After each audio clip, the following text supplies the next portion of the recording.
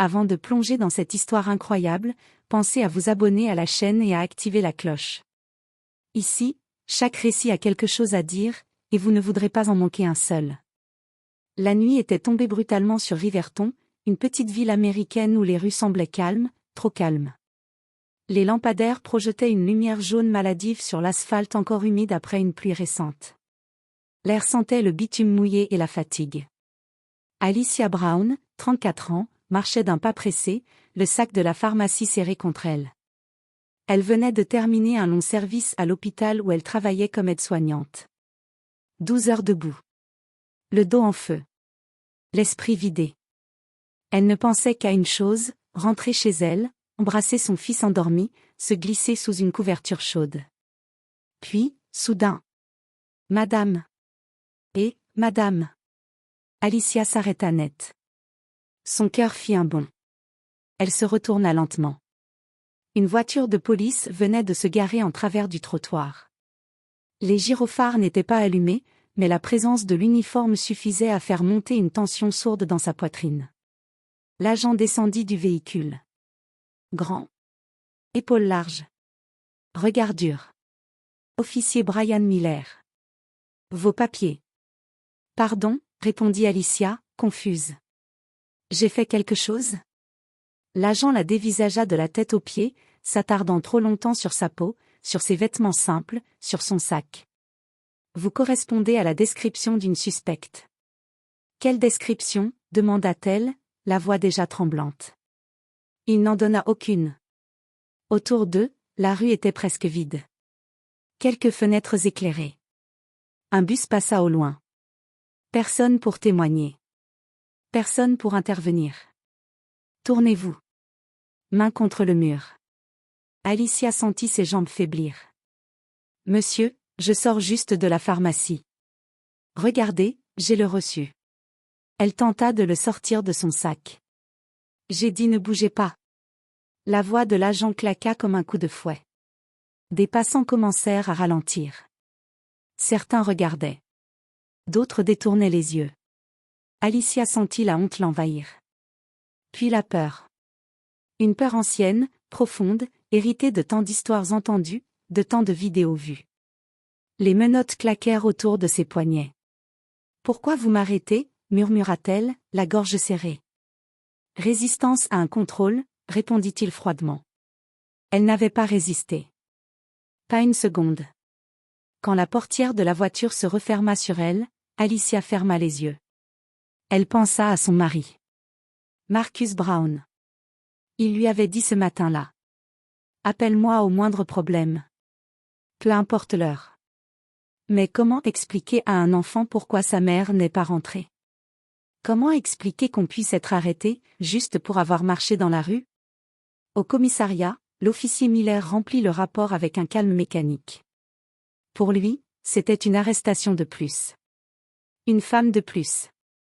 Un dossier de plus. Il ne savait pas encore. Il ne savait pas que dans moins d'une heure, la porte du commissariat allait s'ouvrir. Et que l'homme qui entrerait allait le figer sur place. Parce que cette nuit-là, il avait arrêté la mauvaise femme. La portière claqua violemment. Le bruit résonna dans la tête d'Alicia Brown comme un coup de marteau. La voiture de police s'éloigna dans la nuit, laissant derrière elle les rues sombres de Riverton. À l'intérieur, l'air sentait le plastique, le désinfectant bon marché et l'autorité froide. Alicia avait les poignets engourdis. Les menottes étaient trop serrées. Chaque mouvement envoyait une douleur vive le long de ses bras.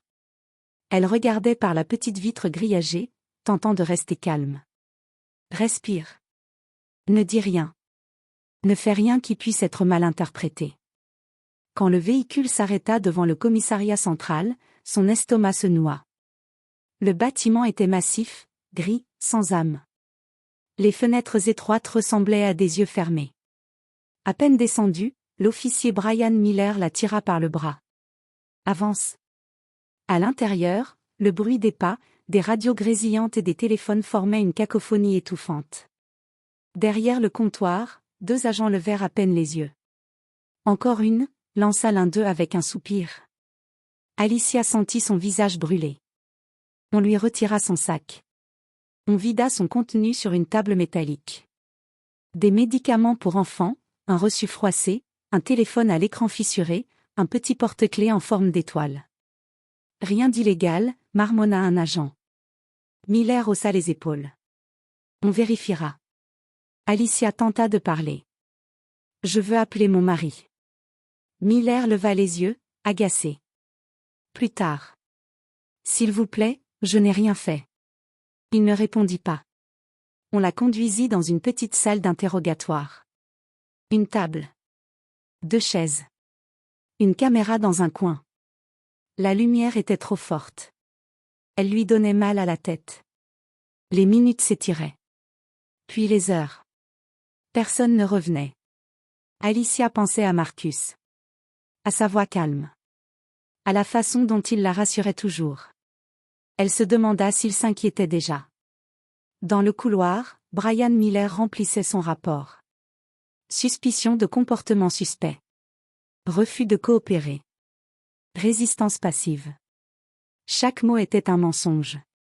Mais pour lui, ce n'était qu'une formalité.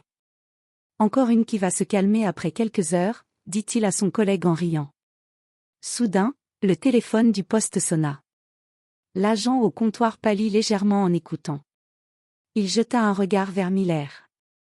Il y a quelqu'un pour la femme que t'as arrêtée. Son avocat, répondit Miller avec mépris. Non, son mari. Miller ricana. Qu'il attende. Mais quelques minutes plus tard, la porte vitrée du commissariat s'ouvrit. Et cette fois, le bruit fut différent. Des pas lents. Assurés. Un silence étrange tomba sur la salle. Brian Miller leva les yeux. Et son visage se figea.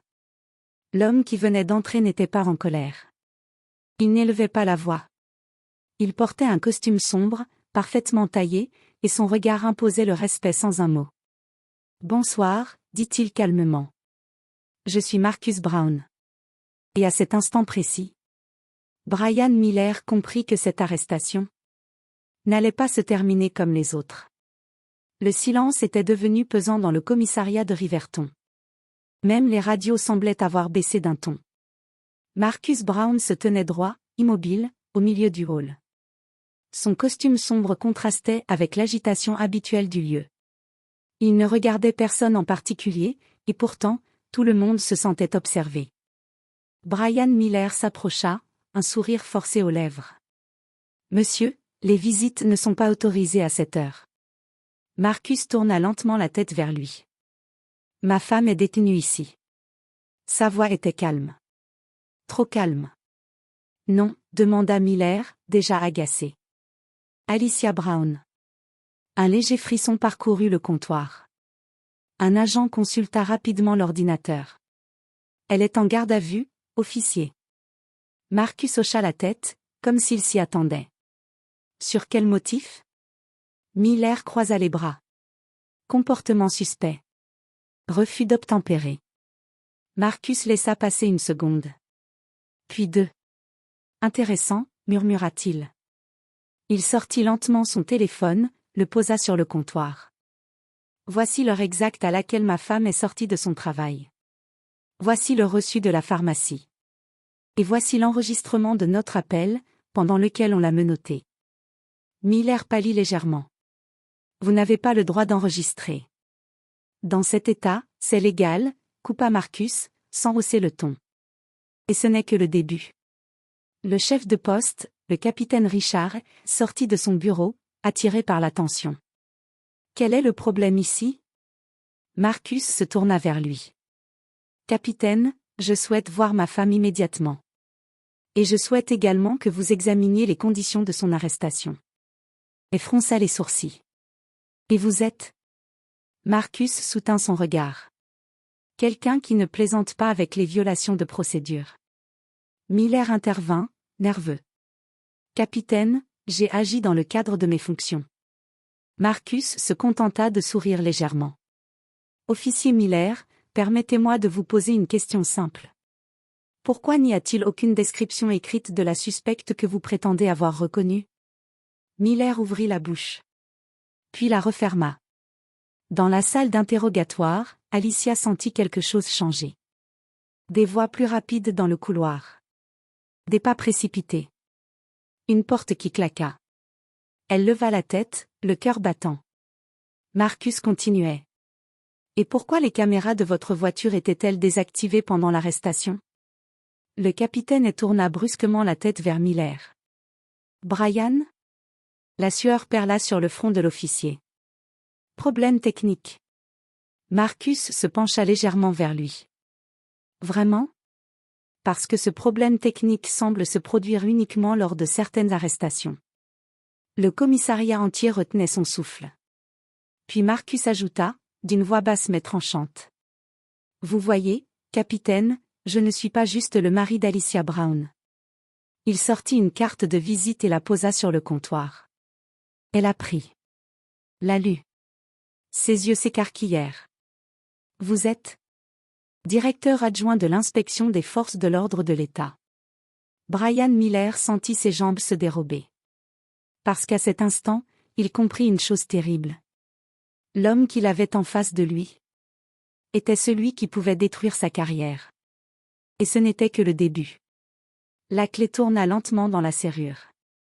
Le cliquetis résonna dans la petite salle d'interrogatoire comme un battement de cœur trop fort. Alicia Brown leva la tête, les yeux rougis par l'attente et la fatigue. La porte s'ouvrit. Ce ne fut pas Brian Miller qui entra. Ce fut Marcus. Pendant une seconde, elle resta figée. Puis ses lèvres tremblèrent. Marcus. Il s'approcha d'elle, posa ses mains sur les menottes. Je suis là. Tu vas sortir d'ici. Quand les menottes tombèrent, Alicia inspira profondément, comme si elle reprenait enfin possession de son corps. Marcus la serra contre lui, sans se soucier des regards. Dans le couloir, le capitaine Richard attendait, raide. Madame Brown, vous êtes libre. Alicia le fixa, encore sous le choc. Libre, comme si rien ne s'était passé? Elle baissa légèrement les yeux. Une enquête interne est ouverte. Marcus ne dit rien. Il n'en avait pas besoin. À quelques mètres de là, Brian Miller se tenait seul, adossé à un mur. Il évitait les regards. Son arrogance avait disparu. Il semblait plus petit. Plus humain. Plus vulnérable. Marcus s'arrêta devant lui. Officier Miller. Miller releva la tête, crispé. Monsieur Brown. Regardez-la, dit Marcus calmement. Miller tourna les yeux vers Alicia. Elle le fixa sans haine. Sans colère. Juste avec une immense fatigue. Voilà le visage d'une femme que vous avez arrêtée sans raison, poursuivit Marcus. Pas une criminelle. Pas une menace. Une épouse. Une mère. Une citoyenne. Le capitaine intervint, mal à l'aise. Brian est suspendu à titre conservatoire. Miller blêmit. Suspendu? Vos rapports, vos caméras désactivées, vos antécédents, tout sera examiné, ajouta-t-elle. Marcus s'approcha encore d'un pas. Et croyez-moi, ils trouveront. Le silence était total.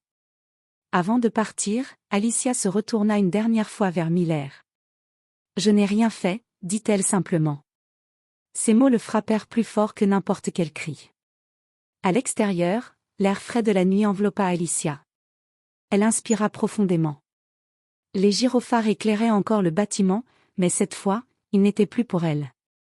Marcus ouvrit la portière de la voiture. Ce n'est pas fini, dit-il doucement. Mais tu es en sécurité. Alors qu'il s'éloignait, dans le commissariat, Brian Miller s'effondra sur une chaise. Il venait de comprendre que ce soir-là, il n'avait pas seulement à arrêter une innocente. Il avait déclenché quelque chose de bien plus grand que lui. La ville de Riverton ne se réveilla pas comme les autres matins. Avant même que le soleil ne se lève, une vidéo circulait déjà sur les réseaux sociaux. Une vidéo courte. Instable. Filmée depuis un téléphone. On y voyait Alicia Brown, menottée, debout contre un mur, répétant d'une voix calme. « Je n'ai rien fait. » En quelques heures, la vidéo devint virale. Les commentaires affluaient. La colère montait. Les questions aussi. Au commissariat, l'ambiance était lourde. Les journalistes campaient devant l'entrée. Les supérieurs hiérarchiques se succédaient dans le bureau du capitaine A. Brian Miller ne portait plus son uniforme. Son badge avait été retiré. Son arme aussi. Face à la commission disciplinaire, il tenta de se défendre. J'ai suivi mon instinct. Votre instinct ou vos préjugés, répliqua sèchement l'enquêtrice. Les dossiers s'empilaient. Arrestation sans motif clair. Caméra désactivée. Plainte classée sans suite. Ce qu'Alicia avait vécu n'était pas un accident. C'était un schéma. Quelques jours plus tard, la décision tomba.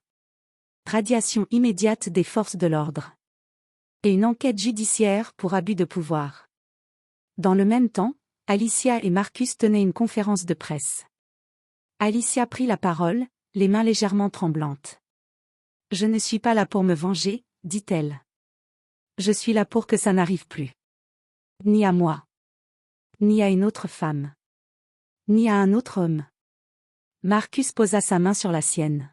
« La loi n'a de valeur que si elle protège tout le monde, ajouta-t-il. Même ceux qu'on ne regarde pas. » La ville de Riverton lança un audit complet de sa police. Des formations furent imposées. Des caméras corporelles rendues obligatoires, sans exception. Quant à Brian Miller, il quitta la ville dans l'indifférence générale. Plus de badges. Plus d'autorité. Juste le poids de ses actes. Un soir, Alicia rentra chez elle, serra son fils dans ses bras. « Maman, tu as eu peur ?» demanda-t-il. Elle sourit doucement. « Oui, mais je n'étais pas seule. » La caméra s'éloigne. La porte se referme. Et une phrase apparaît à l'écran. La justice commence quand le silence prend fin.